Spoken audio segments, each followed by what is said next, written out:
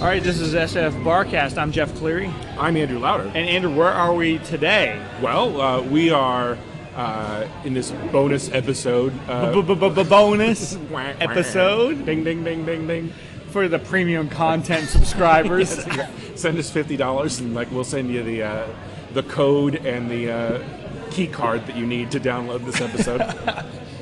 But, congratulations on finding it.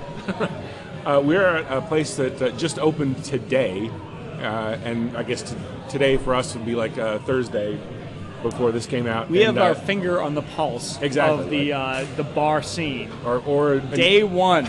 we have an internet connection. Or we have the internet. Right. But this is the GoldenGateTapRoom, and it's what is it like? Sort of it's on Powell and.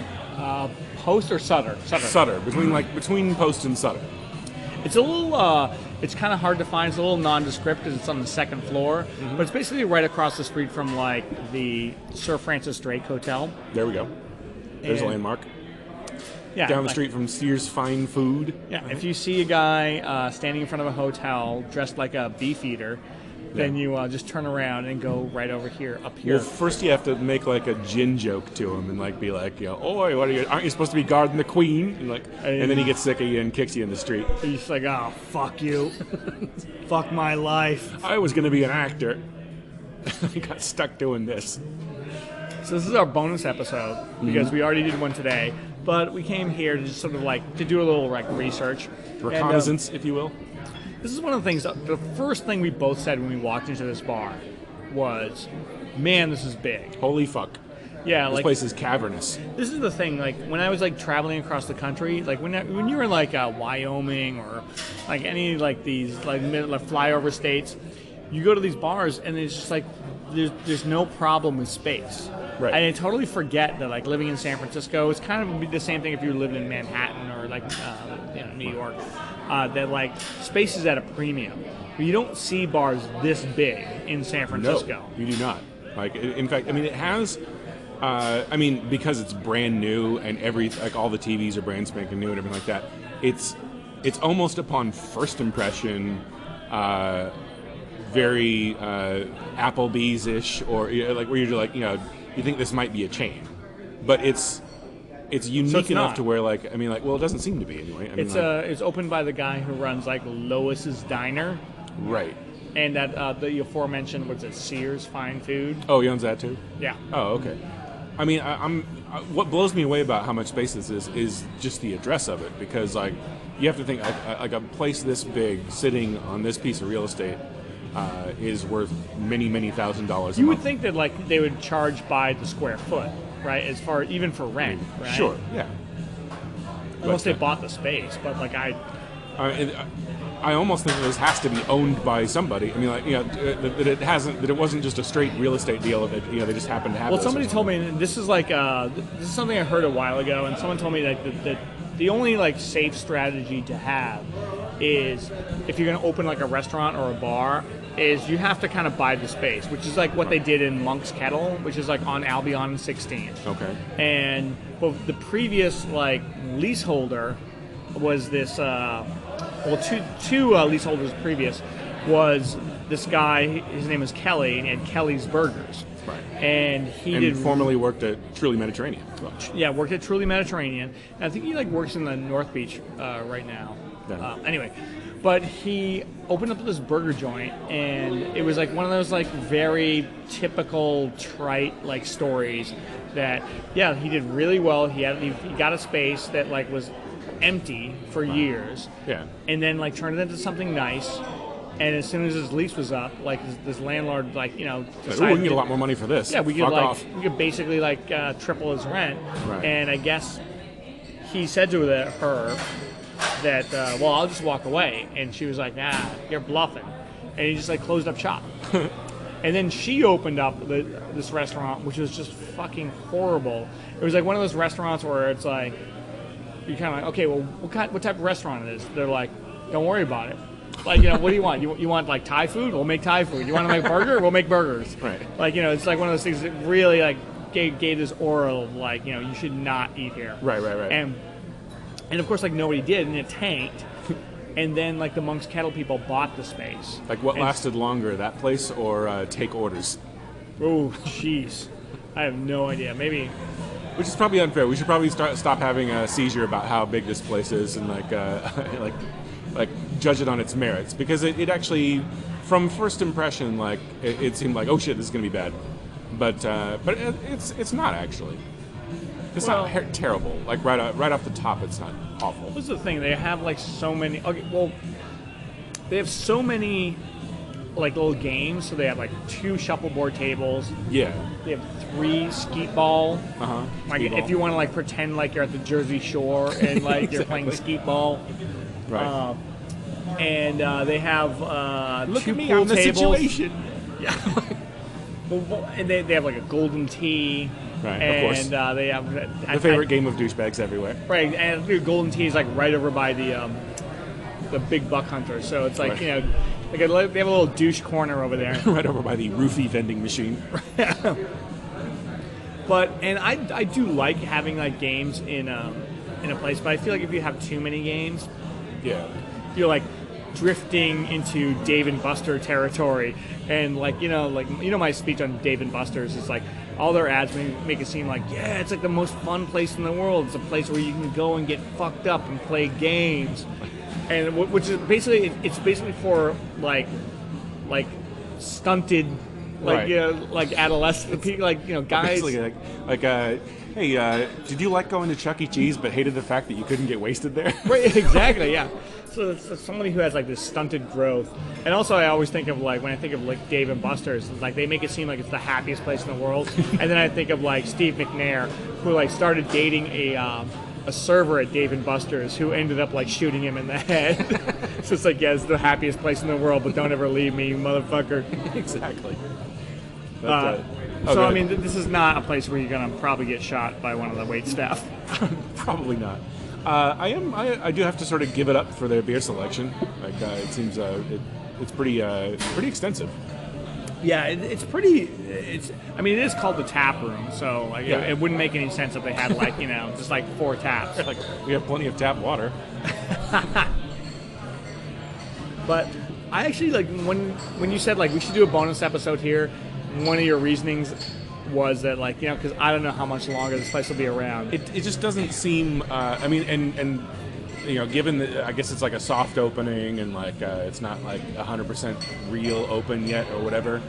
But I mean, there's a really sparse crowd here now, and like it seems like a place like this is going to have to be standing room only for it to turn a profit. Yeah, and, like, exactly. And at this point, we could like go bowling through half of it and like not hit anybody with the ball. Well, like let's not like sell it too short, too early, because like it is the day one that it's Right. opened up, and I could it could see be the next Olive Garden for all we know. I could see this place being like filled like wall to wall douchebags Right. before you know it. Although like really like Union Square, so it's not really. I mean, it's more like a tourist destination than a douchebag destination. That's true, yeah. So it might be populated by sort of like the Guy Fieri's of the Midwest and Deep South. Oh my God! One of the things can I like mention about like when we were ordering drinks and we had some food here. By the way, don't get the calamari. Unless you like deep fried rubbers. Yeah, unless you like microwaved like squid, don't get that. I have to say the cheese fundito was not bad though, Really? and well, mostly because I like saying the word fundito. Fundito. But one of the things that I hate about like when new bars like open up, they like the wait staff is still getting used to the like their registers, and Right. because the registers are all I got right out of Minority Report. yeah, I mean it's like You you have to basically drag like the purchases across the air. figure out the sort of like user interface to it, and it's like if you go to a dive bar, you order a beer or like a burger or something like that, and someone's just like, okay, like that's like $10, Right. and you give them money, and then they put the money in the register. Here, no, you got to like put everything into the computer, Yeah. and like you can tell. I mean, like, and it is day one, so they're getting used to it. But like, obviously, it's like they're spending so much time at the registers that you think like, oh, is this guy playing like fucking Brick Out or something? It's like, wait a minute, I'm drawing on 3 of a kind. I mean, for someone like me who like likes to have like, okay, here's the exchange. Right. I'll buy the beer, and I'll give you the money, you put it in the register. Like, let me know if I lost you at any point. Yeah, like wet it, wipe it, good night. From someone like me, like that's what I like. But I kind of understand. I've heard that like you have to have like more. If you want to have more control over like the finances and like all the money you take in, it has to be more like. Well, and if this place like ever does get like elbow to elbow D bags, like like it could. They'll need some. They'll need to be something pretty rapidly quick to do all the transactions and all that. But well, the thing is, like I've heard from like a lot of like dive bars that like they've had problems where people just like steal money because there's no like trail. It's like I ordered I ordered like 3 beers, and like there's no like account for it. Right. So the bartender just like walks away with like $2,000 a night. It's like, Jesus, I'm short again. This is ridiculous. Like I've heard stuff like that. Oh yeah, I'm sure that happens like thousands of dollars. Yeah. But yeah, so I have to somewhat admire the technology of this place too. There's a lot of really nice TVs, and there's one sort of like this weird 2-way glass big giant screen thing, which I don't know if that's a good thing or a bad thing. It's a stupid idea. Yeah. Like it's one of those like it's on this like translucent glass. Right. Which makes everything look like it's a Barbara Walters interview. It's like this Exactly. It's like heavy, like soft focus. Right. Like right now, it's like ESPN. They're interviewing. What's his name? The bad guy from Beverly Hills Cop, I think, isn't it? Like. Oh, I thought it was Steve. Diplomatic immunity. No, I don't know who that is. I thought it was like Tiger Woods' former caddy, Stevie. Stevie. Yeah, the asshole, right? Yeah, the asshole Kiwi.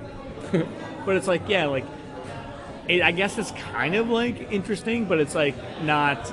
It's just a bad idea. It doesn't command like $20,000 worth of technology. Right, exactly. It's like, why don't we have like a translucent like wall, and then have like a video projector project people like talking about golf? Like, no, why don't you just like have like a small HD television and like have that, or just like put like Speed Racer or like Cloud Atlas on a loop or something like that. Right. At least something that people could enjoy. Right, exactly. And because that's like an element of this bar, which it kind of feels like, like if you were in a nightclub, you'd be like, oh, that's super cool. Yeah. Well, it's like it's not gonna. People are just gonna be drunk here. People aren't gonna be like running around. The more I look at this place, the more I think this place like belongs in Las Vegas. Like it's like this is every like Vegas call. Like like bar I can imagine. Like merged into one, and then shit it out in the middle of San Francisco. I feel like if people came from out of town and they saw this bar, they'd be like, yeah, what's the big deal? But I feel like it's just like for like you and me, people who live in the Bay Area, like this, it's so rare to see a bar this big, and so it's like so a novelty, rare to exactly. Oh, it's like we're in the suburbs. It feels like I'm in Chicago. Yeah, because like there's like exposed brick. Well, it feels like I could be in like Pleasanton or like like let's alienate. Let's see what other places can we alienate. Castro Valley, go fuck yourselves. Exactly. And don't think I'm letting Walnut Creek off easy. Well, who knows? Like after a few more Dogfish Heads, maybe I'll be like playing skee ball and like just being like, this is the greatest place of all time. Right. This place is my long lost family. And suddenly I have like a southern accent for no reason at all. Yeah, Golden Gate. That's usually what happens to me when I get drunk. All right. Are you ready to take a break? I guess we can take a break. All right, let's take a break and we'll come back from, what's this fucking place called? The Golden Gate Tap Room. The Tap Room. Yeah. Tap that ass room. For now, in business. And we are back. This is SFBarkast. Hello. At the Golden Gate Tap Room. The Golden Gate Tap Room. And you got to find out what, during the break exactly what a bargain their jukebox is. Well, I didn't even figure. I don't know. Like maybe it is a bargain. Maybe it definitely is not a bargain. I put like $5 in the jukebox. And I played like 5 or 6 songs, and then I was like, oh, I'll just leave the rest of these credits for Andrew. And I realized it just looks down the bottom credit 0. Right. So I don't know. Maybe all the songs I put in are there, or maybe they just took 3 songs and the rest of it. You have to play one song. The rest of the computer's just this guy sure likes to type. Let's just let him keep going, Indeed. So what do you think the prospects are for success of this place? Okay, if you had to If you had to put a percentage on it. Ooh, honestly, I think I'm gonna go like a 40%. Or we could go like over under with time. Like, No. Let's do right. what's the number? all right. And my number would be 40%. 40%. That it will work? That it will work, yeah. Okay. But I will say I'll put it at 0% that I'll come back here. I'm gonna go 2%. 2% that'll work. Yeah, I would be surprised beyond belief if at the very least if it's the same concept. Like they might junk it and turn it into like I mean, this could be like a live music venue. Actually, it's big enough. It is, But, yeah. Like if you took out like all these bullshit like Minority Report screens. You've got if you took at the least a skee-ball tables out. slim-sized venue, perhaps. I mean, like maybe the neighbors don't want it, but Yeah, I feel like it would be weird. Well, maybe they would have to get a cabaret license for that. Well, sure. And that would be like more expensive down in this neighborhood. right. But man, like I have a tough time thinking this place is gonna like survive. Mm-hmm. I mean, if it does, it's like gonna be a place that you would want to avoid, like at Yeah. all costs. Right. Like everything else around here. Yeah, exactly. Well, like it's right across the street from like the Harry Denton Starlight Room, and I've never been up there. I never have either, so we might have to address that. That kind of seems like a Toot fucking sweet. horrible place as well. I don't know, like I feel like everything you bring up is like that's awful. It sucks. Like, It what's that? sucks. Habitat for Humanity. Oh, that fucking thing. That's never gonna like fly. Like, But if President you were at Carter's biggest mistake. But if you were at this place, you would know, like, it's just, I don't know, I feel it's like too big. Although, you know what, it kind of reminds me of this bar I used to like in the North Beach. Okay. Called Crowbar. I don't know if it's there anymore. I have not. But it was heard kind of like a big open space. And I think I liked it because it was like the mid '90s, and it was the only bar I could find that had like Tool on the jukebox. Right.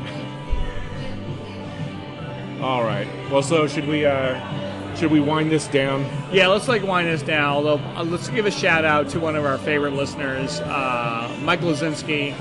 He just recently bought a. Speaking of total disasters, or, things with a 2% chance of success. Who are you, like Captain Something Wong? Hey, you're an insult to the whole Lee fuck family. That's what we should have done. We should have done a little role playing. Or like, and our first guest today is Captain Something Wong. So, Mr. Can I call you Mr. Ding Ow, or is it Mr. Ow? But Michael Lasinski, one of our favorite like listeners, and he was actually on the show. He was. And he recently bought a wicker monkey. I have no idea what the hell what that's all about. Come on, Jeff. Everybody's buying wicker monkeys these days. And I have a feeling that there can't be like a happy ending to this. This is going to be like one of those Thelma and Louise endings where it's like him and the wicker monkey like driving over like a cliff. Keep your covers open, Rolling Stone, because like you're gonna want a picture of like America's new terrorist and his wicker monkey. Yeah, when I was a kid, I used to wonder like, what would it take for me to get on the cover of the Rolling Stone? And now I know. It's like all I gotta do is like blow some fucking people up. Blow up some marathon runners. Way to go, Jan. What's his name? Jan Jenner?